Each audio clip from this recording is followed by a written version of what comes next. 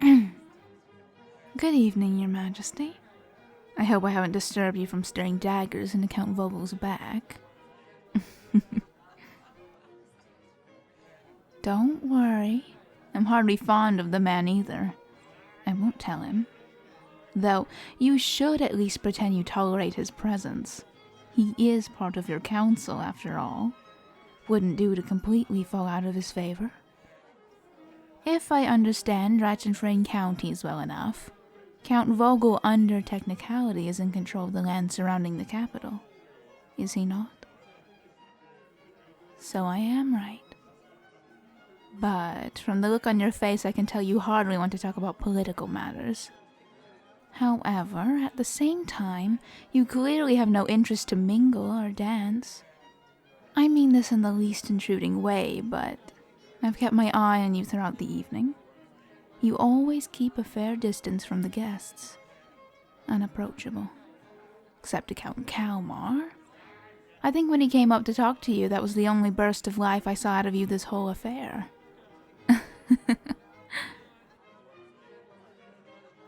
I'm hardly making fun of you, Your Majesty. It is simply amusing to see you completely out of your element. I saw a bit of it in the gardens, but nowhere near this extent. Women giggle and bat their eyes at you, but the entire time you look as if you're being held prisoner. Well, of course it's all fake. That's the way these events go. Obviously, in Drachenfray it's not quite the same for me as it is back home. I think too many of the noblemen here think of me as simply an enemy. Though there have been a couple of Drachenfray nobles testing out the waters by delicately weaving in their flowery words. Maybe they're so desperate to climb the social ladder that they'll even turn to another nation to do so. I appreciate your concern, Your Majesty, but everything is fine. I'm more than used to swatting away both suitors and harsh critics. I can withstand all of it. Besides, you would look unfavorably in the Consilium's eyes if you were too protective of me for no real reason. There's being concerned over foreign officials being treated fairly. And then there's being protective over certain people that have piqued your interest. Oh? I'm not implying anything. Why? What did you think I said? No need to stammer, Your Majesty. Just having a bit of fun at your expense. Forgive me. Since you seem to be uninterested in this entire affair, would you care to spend a portion of this evening with me? I understand if you would rather not be seen with me for an extended period of time in front of the nobility, but I just thought I would offer. I know you don't care for the opinions of the Consilium, but there could be a plethora of reasons why you wouldn't wish to be seen publicly with me. I could hardly blame you for playing that game that everyone does to gain favor. That's why I gave you a way out, Your Majesty. But I should have known already that you always do what you wish regardless of what is expected. It is both surprising and admirable. I am hardly the same, Your Majesty. Everything I do is fully within the expectations of the imperial family. I'm hardly going against everyone's expectations in Balia by turning my attention to the work of an ambassador. I won't deny that it's unexpected of me to do so, but no one is going to make a push against it. Now you are working against a highly traditionalist mindset in the Consilium. That is not an easy thing to do when you're a man of change. I can appreciate the efforts you make to form a nation you believe to be in the benefit of the people. Not to mention how so far you've managed to keep your standing with the noble houses. Even if only by a margin.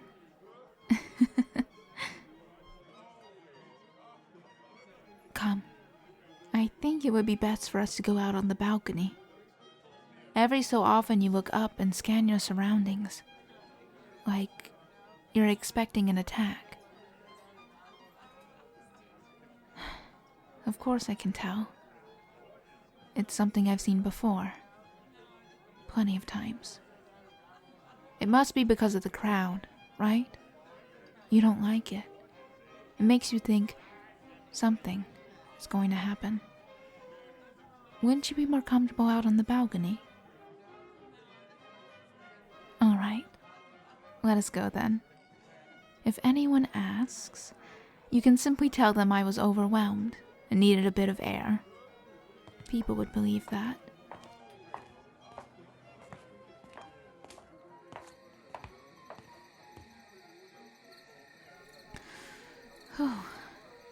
It's a bit too cool out here for me if I'm honest, but that's hardly going to kill me.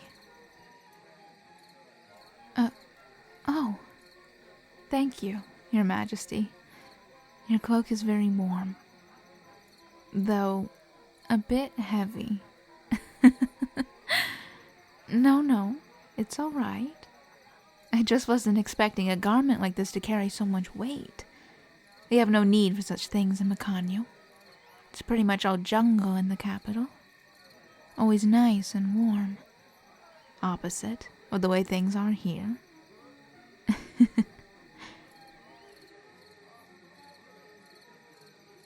There are a multitude of things different between our two nations. For one, the imperial family holds supreme power. Nothing like this sort of system of balance that the noble houses of Drachenfrey seem to maintain with the Concilium.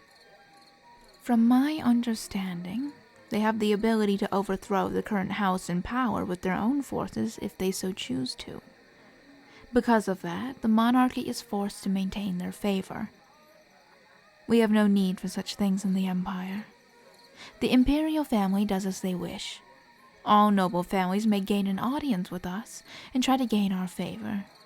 But we have no obligations to entertain their ideas if they serve no use beyond their own interests. Though, that is the most obvious difference. If you are talking on the more cultural side of things, there are plenty of differences. Like food, for one. Not that Drachenfrein food is distasteful, just runs on the more hearty side. I am not used to that. Back in Macanio, I ate more soups, noodles, snacks. Other than tea cakes, there doesn't seem to be too much of a concept of snacking around here. Perhaps House Vogel should import some Balian snack breads. Perhaps then the Count won't be as much of a pain. Back home, a warrior's spirit is admirable. A lot of Unterram takes this to mean we admire those on the battlefield, and that is why our history is written with bloodshed. It is partly true. Emperors and empresses have in the past used this mindset to urge the common people towards war. But that is simply tainting the phrase with their own motives. A warrior's spirit has nothing to do with an individual's battle prowess. It has everything to do with perseverance and internal strength. I tell you this in full confidence, Your Majesty. But as strong as the Empire likes to portray itself, it hasn't always been the case. As everyone knows, the Empire is the outcome of 3 kingdoms combined into one.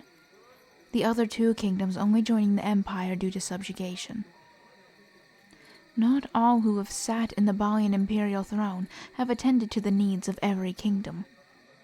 When the common people go through famine, plague, and conscriptions without any aid from the imperial family, suddenly there is nothing more inspiring than the average person who manages to fight every day for another tomorrow, even though they know there will be no miracles for them the next day. It is the deepest desire of my sister to never force the common people into such a life of misery. I can assure you that all the imperial family wishes for is peace and prosperity for our people. So, I hope you never listen to the ramblings of the Concilium when they say that the only reason I've been sent here is to figure out a weakness of some sort. That is the farthest thing from the truth. Though, as a man of the military, I'm sure you already know it would hardly make any sense for us to try and subjugate Drachenfrey, since we have no possible way of transporting our troops here without causing risks with either Carriage an Matahari or the Royaume de Région. Forgive my rant, Your Majesty. I suppose I've paid too much attention to the ravings of your Concilium tonight. That, or the alcohol is finally getting to my head and making me say things I shouldn't. Well, I'm glad you don't mind. You're a very sweet man. Oh, come now. Don't deny it. It's simply a compliment, Your Majesty. You've always allowed me to finish my thoughts in our meetings, much to the Concilium's disgust. Then you joined me for that little turn about the castle gardens, in which I learned that you have a secret fondness for flowers. Not to mention I mess with you fairly frequently. If I was anyone else other than Count Kalmar, I think I would be in danger. And tonight, you've decided to keep me company, even though it will most likely reflect badly on your character. Then there's the entire matter about you giving me your cloak to stay warm with, and allowing me the privilege in confiding in you. But I suppose we can touch on those aspects at a later time. Though, I must wonder, Your Majesty, what exactly is this? I mean, are you interested in me? Or am I simply reading things wrong between us? Are you all right, Your Majesty? It wasn't my intention to catch you off guard. If I read things wrong, that's fine. Just reject everything and I will put it behind me like nothing ever happened. Oh. You are interested? Well, yes, I asked in the first place, but I expected you to refute it. Your Majesty, you do know I'm a Balian princess. If word of your affections got out, the Concilium would be furious. Not to mention if things got serious and... Anyway, I share interest in you, Your Majesty. But a relationship between us would greatly affect you politically here in Drachenfrey. Are you all right with that? I would never want you to jeopardize your standing over this. All right. As long as you are fine with it. Though, that makes this last bit of information a bit bittersweet. Now that dealings for our trade agreement is wrapped up, I must return home, to the Empire. Worry not, though. I will be returning at some point. But until then, my duty is back home. Of course I will write you, if that is what you wish. You must keep me updated on what petty matters the Concilium bring to your attention. I think I will simply die if I am left in the dark. And, in return, I will tell you about the blunders of Balian nobility. And trust me, there are a lot of them considering how large the Empire is. Though, aside from those matters, remember to tell me how you're holding up. If you don't, I think I'll just continuously worry. So try to keep me informed, for my own sake. Also, aside from that, do you think you could attend to that flower we found in the garden for me? I was trying my best to care for it after I discovered it, and it's looking quite well. But now that I'm leaving, I fear it'll just begin to wilt again. You will? Thank you. I know Drachenfrey's society is quite strict when it comes to courting and affections, but I hope a simple kiss on the cheek is not too much of a transgression. As long as you are happy with the kiss, that is all that matters. Now, let us enjoy the rest of the night without discussion of such serious business like me leaving the capital. All we need to attend to now is creating lovely memories for us to keep for when we're apart.